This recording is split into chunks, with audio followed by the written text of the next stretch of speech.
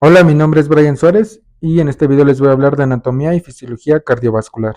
La anatomía del corazón, bueno, este es un órgano que pesa aproximadamente 200 a 300 gramos y el corazón está ligeramente recargado a la izquierda y el corazón se va a encontrar en el mediastino. El mediastino, les voy a hablar un poco de él en esta imagen. El mediastino se va a dividir en dos principalmente, que es un mediastino superior y un mediastino inferior. El límite, el cual los divide, es el ángulo esternal o también se le conoce como el ángulo de Lewis. Entonces, a nivel del ángulo de Lewis vamos a trazar una línea imaginaria y nos va a dividir el mediastino superior y el mediastino inferior. A su vez, el mediastino inferior se va a dividir en tres: un mediastino anterior, un mediastino medio y un mediastino posterior.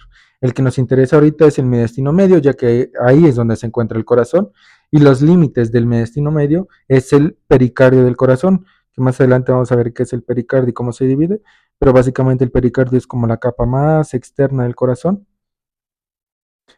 el cual lo rodea por completo. Y entonces el límite anterior del mediastino medio es el pericardio, digamos, pericardio anterior, y el pericardio posterior es el límite posterior del mediastino medio. Entonces, el corazón se va a encontrar en el mediastino medio, en medio de los pulmones, y como les dije hace un momento, está ligeramente cargado hacia la izquierda. Ahora, hablando de las capas del corazón, va a tener tres capas principales, que es el endocardio, el miocardio y el epicardio. El endocardio es la capa más interna del corazón y es la que está en contacto directo con la sangre. Después le va a seguir el miocardio, que el miocardio pues, es esta capa contráctil y es la que le da esa función del corazón de contraerse y expulsar la sangre. Y por último vamos a tener una capa más externa que es el epicardio. Ahora, aquí es algo muy importante, es que el epicardio también se le conoce como el pericardio visceral. Entonces, pasando al pericardio, el pericardio se va a dividir en dos: un pericardio visceral y un pericardio parietal. Ajá, que aquí lo tenemos en la imagen. El pericardio visceral o epicardio es este que está aquí y está en contacto directo con el miocardio. Y el pericardio parietal es este de aquí. En medio de estas dos capas, es decir, del pericardio visceral y el pericardio parietal, se va a encontrar el espacio pericárdico. Este espacio pericárdico, pues, tiene como función ahí que almacena, bueno, no almacena, digamos, más bien se encuentra el líquido pericárdico que sirve como líquido lubricante también, cuando se contrae el corazón para que se expanda y cuando se relaja el corazón. Ahora, delante, digamos, del pericardio parietal se va a encontrar una capa que no se considera, digamos, capa porque forma parte del pericardio, pero se le llama cámara fibrosa.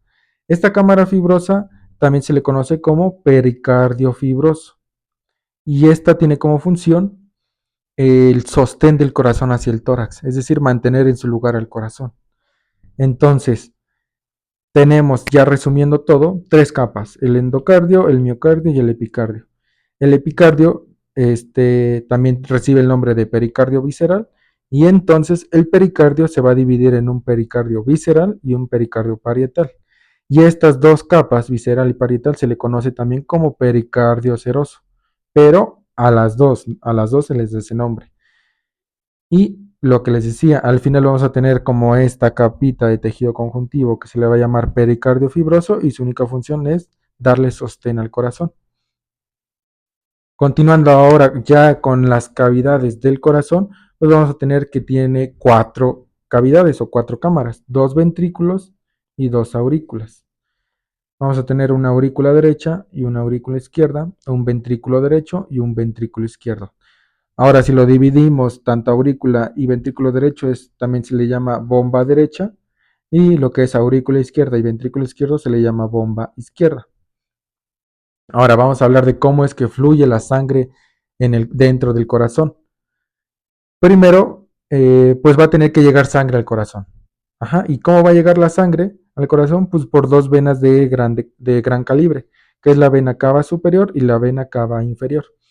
La vena cava superior va a recoger sangre que es de la cabeza, cuello y miembros superiores, que vienen siendo los brazos, y la vena cava inferior va a recoger sangre de lo que es miembros inferiores, que son piernas, genitales y lo que es todo el tronco, abdomen y tórax. Entonces, esta sangre va a llegar a la aurícula derecha, la sangre va a fluir en este sentido hacia el ventrículo derecho y va a pasar, o se va a topar más bien, con una válvula, que es la válvula tricúspide o la válvula tricúspide. Esta válvula tricúspide separa o divide la aurícula derecha del ventrículo derecho. Entonces, cuando llega la sangre de las venas cavas, se va a empezar a acumular esta sangre en la aurícula derecha y después la válvula tricúspide se va a tener que abrir por, digamos, el peso del volumen de la sangre que está llegando a la aurícula, se abre para que dé paso a la sangre hacia el ventrículo derecho. Ajá. Ya después la aurícula derecha al final se contrae para expulsar la poca sangre o la sangre que quedó en ella, para expulsar toda su sangre hacia el ventrículo derecho. Entonces, como les decía, la válvula tricúspide se abre para que pase la sangre hacia el ventrículo derecho. Una vez que pasa la sangre hacia el ventrículo derecho, esta válvula se cierra, otra vez se va a cerrar, para que el ventrículo derecho, que está lleno de sangre, se contraiga. Pero antes de que se contraiga, o al mismo tiempo más bien, se abre otra válvula, que es la válvula pulmonar.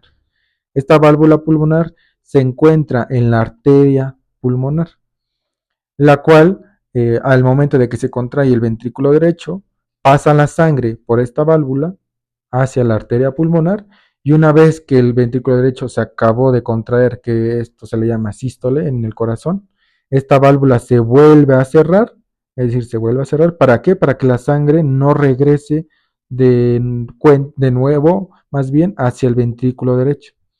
Entonces, si ven, las válvulas nada más se abren para eh, dejar pasar sangre y se van a cerrar para que esa sangre que dejaron pasar no regrese hacia, pues en este caso, al ventrículo derecho, o también vamos a ver que también pasa lo mismo en el ventrículo izquierdo. Entonces, una vez que la válvula pulmonar se cierra y la sangre pasa por la arteria pulmonar, esta a su vez se va a dividir en dos, en una arteria pulmonar derecha y en una arteria pulmonar izquierda, que es esta y esta en la imagen. Ajá, ¿para qué? Para que cada arteria vaya al pulmón derecho en este caso y al pulmón izquierdo. ¿Esto para qué? Pues bueno, sabemos que toda la sangre que recogen las venas es sangre desoxigenada o sangre sin oxígeno. Entonces van a ir a los pulmones para que esa sangre se oxigene. Una vez que se oxigenó, esa sangre de los pulmones va a regresar. ¿Y cómo lo va a hacer? Lo va a hacer por venas pulmonares. Y vamos a tener aquí 4 venas pulmonares. Dos van a ser del pulmón derecho y otras 2 van a ser del pulmón izquierdo. Entonces va a regresar la sangre de los pulmones por estas venas para que las 4 venas pulmonares lleguen a la aurícula izquierda.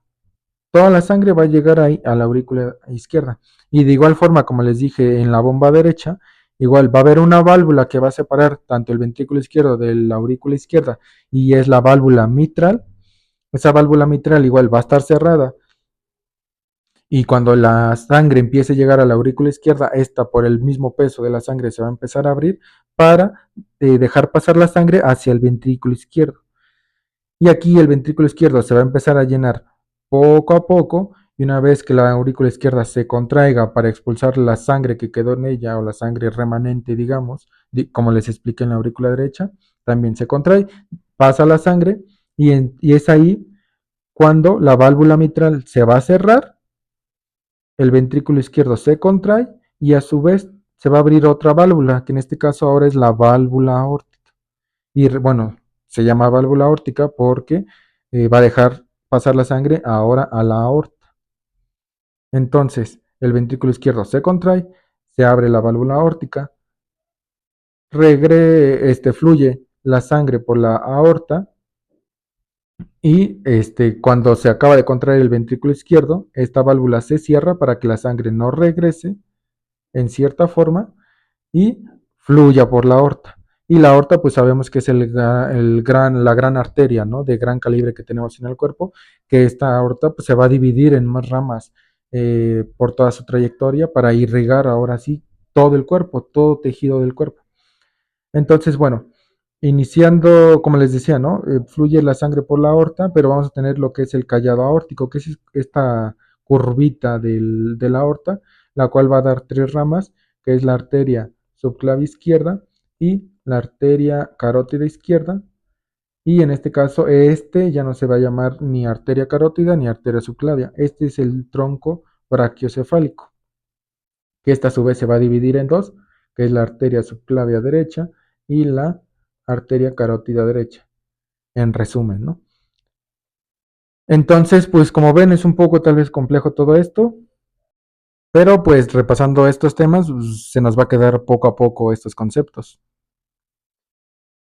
Ahora, pasando a las estructuras adyacentes al corazón, pues hay que recordar, bueno, más bien hay que saber que esto es importante. ¿Por qué? Porque, por ejemplo, si llega un paciente con un dolor torácico, luego nosotros, como estudiantes, doctores, tal vez vamos a pensar que el paciente pues se está infartando o tiene un síndrome coronario agudo y pues está presentando una isquemia cardíaca. Pero pues no todo dolor torácico quiere decir que se deba a una afectación cardíaca. Entonces, por eso es importante saber esta parte. ¿Por qué? Porque anterior al corazón vamos a tener al pericardio. Como les mencioné en la diapositiva anterior, el pericardio es toda esa capa que rodea el corazón. Entonces, anterior al corazón o delante tenemos al pericardio y al esternón.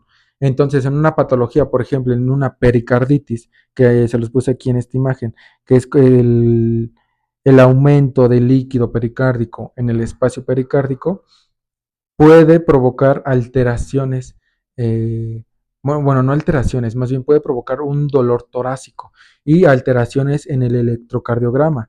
También puede llegarse a ver una elevación del ST, que pues les haré videos de explicándoles de electrocardiograma, tanto de manera básica o electrocardiografía básica hasta electrocardiografía avanzada. Pero en términos generales, eso, la pericarditis puede provocar dolor torácico y puede elevar el ST. Ahora también en el esternón puede haber un osteocondritis o una osteocondritis más bien, y también puede provocar dolor torácico, pero en este caso pues es a nivel esternal, ¿no? Al nivel del hueso. Entonces, por eso les digo, es muy importante diferenciar todo esto. Ahora, posterior al corazón, aquí en esta imagen no se llega a ver muy bien, pero posterior al corazón sabemos que está el esófago, ¿no? Entonces, bueno, aquí se ve la tráquea, detrás de la tráquea está el esófago. Entonces, en pacientes, por ejemplo, que tengan ERGE o enfermedad de reflujo gastroesofágico o en una esofagitis, también esto puede provocar un dolor torácico y puede llegar a confundirse tal vez con un evento isquémico o un infarto. Entonces es muy importante esto, como se los decía. Ahora, a las laterales del corazón vamos a tener a los pulmones, que el corazón no está en contacto directo con los pulmones, sino con una capa también externa a los pulmones, que es la pleura. Entonces, en patologías, por ejemplo, una pleuritis, principalmente puede provocar también dolor torácico y también puede llegar a confundirse con un evento isquémico o un infarto. Entonces es muy importante diferenciar todo esto porque también se me olvidaba, superior al corazón tenemos a los grandes vasos. Entonces, por ejemplo, en una patología que se llama disección aórtica, también ahí puede esto provocar un dolor torácico y confundirse. Entonces, es muy importante esto, ¿por qué? Porque, como les decía, vamos a luego pensar en un paciente con un dolor torácico que se está infartando, ¿no? Entonces, ¿cómo hacemos esto? Pues con un buen interrogatorio, una buena clínica, preguntarle al paciente las características del dolor, la localización del dolor y toda la semiología del dolor. Y también con un electrocardiograma. ¿Por qué? Porque obviamente no hay que sospechar directamente que es un infarto o un evento isquémico, pero también hay que confirmar que no lo es. Entonces, para eso es el electro. Entonces, como les decía, ahí en el electro se puede ver si el paciente está entrando en una isquemia o tiene una isquemia o si se está infartando. Entonces, es muy importante eso, pero les digo, les voy a hacer videos más adelante sobre electrocardiografía. Ahora, continuando con las cavidades, ahora vamos a hablar de cada una de ellas eh, a nivel de su estructura. Por ejemplo, las aurículas, que son dos, como les decía, aurícula derecha y aurícula izquierda. Estas van a tener una pared muscular delgada a comparación de los ventrículos. Si vemos la aurícula derecha, pues su capa muscular no es tan prominente. Pero, caso contrario a los ventrículos, el ventrículo derecho es un poco más gruesita que la de las aurículas, pero el del ventrículo izquierdo es todavía más gruesa que la del ventrículo derecho. ¿Esto por qué? Porque el ventrículo derecho es más de volumen y el ventrículo izquierdo es más de presiones. Entonces el ventrículo izquierdo es de volumen, se va a llenar de igual forma el ventrículo izquierdo, pero se va a llenar el ventrículo derecho y va a expulsar la sangre en la arteria pulmonar. Pero algo muy importante aquí es saber las presiones. Por ejemplo, la arteria pulmonar tiene una presión de 15 a 30 milímetros de mercurio y la aorta tiene una presión de 90 a 140 milímetros de mercurio. Entonces, hay una diferencia de presión abismal. Entonces, por ende, el ventrículo izquierdo tiene que vencer una presión más grande al contraerse, una presión más grande que pues el ventrículo derecho. Entonces, un músculo que se contrae con más fuerza, pues ese músculo se hipertrofia. Entonces, por eso es que el ventrículo izquierdo tiene una capa más gruesa muscular. Y bueno, ya pues las aurículas, una capa muscular más delgada, porque pues las aurículas no son de capacitancia, solamente son como de cebado, digamos. Simplemente la sangre va a fluir por ellas y ya, es todo lo que va a hacer la aurícula izquierda. Sirve como un paso nada más de las venas cavas, la sangre hacia el ventrículo derecho y también del otro lado. Sirve nada más de paso la aurícula izquierda para que la sangre que viene de las venas pulmonares pase al ventrículo izquierdo. Entonces, una vez que ya les dije todo esto, vamos a tener que hablar también de las válvulas, que ya les mencioné un poco de las cuatro válvulas, pero vamos a hablar específicamente un poco más de ellas. Iniciando, vamos a hablar de los vasos que llegan al corazón, que pues ya se los dije, cómo es que fluye la sangre a través del corazón, cómo es el recorrido, pero bueno, los vasos que llegan al corazón es la vena cava superior, la vena cava inferior y las venas pulmonares. Si ven, todos los vasos que llegan al corazón se llaman venas y todos los vasos que salen del corazón se llaman arterias, como es la arteria aorta y las arterias pulmonares. Entonces aquí eh, un concepto muy importante es, por ejemplo, que las venas pulmonares son las únicas venas del cuerpo que van a llevar sangre con oxígeno. Y las arterias pulmonares son las únicas arterias que van a llevar sangre sin oxígeno. Pero ¿por qué se llaman venas y por qué se llaman arterias? Por lo que les acabo de decir. Todos los vasos que llegan al corazón se llaman venas y es por eso que reciben el nombre de venas pulmonares a pesar de que llevan sangre oxigenada. Y los vasos que salen del corazón se van a llamar arterias y es por eso que estas arterias pulmonares se llaman así a pesar de que no llevan oxígeno en su sangre. Entonces, pasando a las válvulas, vamos a tener tres: válvula tricúspide, válvula mitral, válvula aórtica y válvula pulmonar. La válvula tricúspide, recordando un poco lo que les dije, divide lo que es aurícula derecha del ventrículo derecho, la válvula mitral divide lo que es aurícula izquierda del ventrículo izquierdo y la válvula aórtica eh, pues no divide como tal, pero se encuentra en la arteria aorta, en la base de la aorta, cuando va a salir del ventrículo izquierdo, para que, como les decía, la sangre no regrese, en este caso al ventrículo izquierdo, y vamos a tener una válvula pulmonar que sale de la arteria pulmonar y también la misma función para que una vez que se contraiga el ventrículo izquierdo, la sangre no regrese al ventrículo izquierdo y esta válvula se cierre, ¿no? Para evitar eso.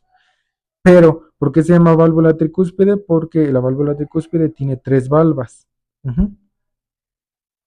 La válvula mitral tiene dos y la válvula aórtica y válvula pulmonar también van a tener tres. Pero les decía, ¿por qué se llama válvula tricúspide? Porque tiene tres valvas, nada más por eso. Y la válvula mitral, pues no tiene un nombre de acuerdo al número de valvas, nada más se conoce así, válvula mitral y tiene dos. Y la válvula aórtica y válvula pulmonar tienen tres.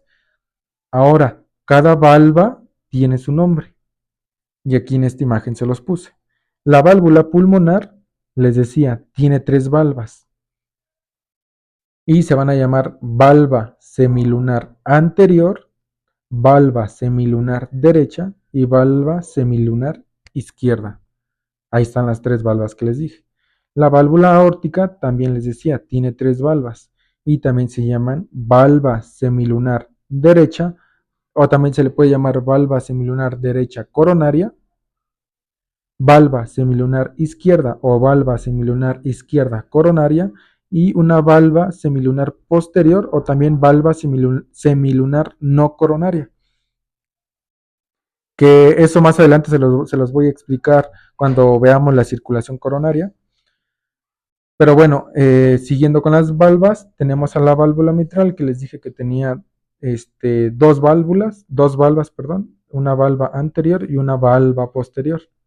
La válvula tricúspide va a tener tres, una valva anterior, una valva septal porque está cercana al tabique septal o el tabique interventricular o interauricular y una valva posterior. Entonces, así es como se divide cada válvula del corazón. Y también es importante saber que cada válvula, en este caso la imagen pues se ve la válvula tricúspide, lo que le da sostén y fuerza para que éstas se cierren y se abran son las cuerdas tendinosas. Y estas a su vez van a recibir sostén y fuerza de los músculos papilares, que son estos de aquí.